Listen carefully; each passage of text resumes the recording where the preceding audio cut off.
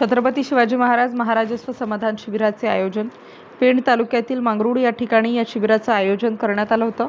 पेण महसूल विभाग यांच्याकडून महाराष्ट्र राज्य शासन मार्फत छत्रपती शिवाजी महाराज यांच्या नावाने नागरिकांना या शिबिराचा चांगल्या पद्धतीने फायदा होणार। या कार्यक्रमाला रायगडचे खासदार धैर्यशील दादा पाटील, आमदार रविशेठ पाटील तसेच या कार्यक्रमाचे ज्यांनी आयोजन केलं होतं मंगेश दादा दळवी व त्यांचे सहकारी महसूल विभागाचे अधिकारी प्रवीण पवार, तहसीलदार तानाजी शेजाड, कृषी अधिकारी सागर वाडकर तसेच त्यांचे सर्व अधिकारी उपस्थित होते। संपूर्ण तालुक्यामध्ये या शिबिराचं आयोजन करण्यात येणार असून याचा फायदा सर्वसामान्य जनतेला होणार आहे। महसूल विभागाच्या ज्या योजना आहेत त्यांचा फायदा शेतकऱ्यांना, नागरिकांना कसा जास्तीत जास्त व्हावा यासाठी या शिबिराचं आयोजन करण्यात आलं होतं।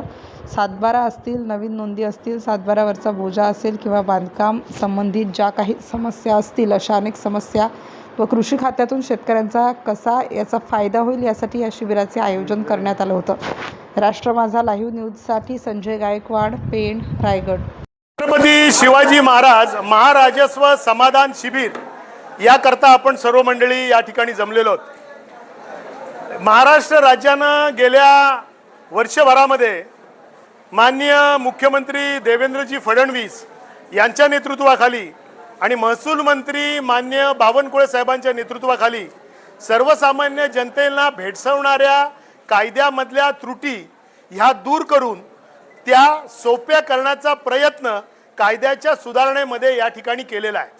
मग तुकडाबंदी असो, वर्ग 2च्या जमिनी 1 मध्ये असो, पाणंद रस्ता सुलभरित्या या ठिकाणी होणे असो आणि या सर्व गोष्टींची जाणीव ज्यांच्यासाठी या सुधारणा केलेल्या आहेत त्यांना करून द्याव्यात, त्यांना या गोष्टीची माहिती मिळावी, ज्ञान मिळावं याकरता या शिबिराची या ठिकाणी आखणी केलेली आहे। मी इथे प्रांत साहेबांचं या ठिकाणी आभार मानेन, मी तहसीलदार साहेबांचं देखील आभार मानेन, त्यांच्या सर्व सहकाऱ्यांचा आभार मानेन की त्यांनी अत्यंत सुंदर पद्धतीनं या ठिकाणी ही व्यवस्था या ठिकाणी केलेली आहे। शेवटी शासनानं घेतलेले निर्णय जनतेपर्यंत ते पोहोचवणं, त्याचा अंमल जनतेला जनतेच्या सुखाकरता देणं हे अधिकाऱ्यांचं असलेलं कर्तव्य चांगल्या पद्धतीनं ते निभावताना या ठिकाणी दिसत आहेत।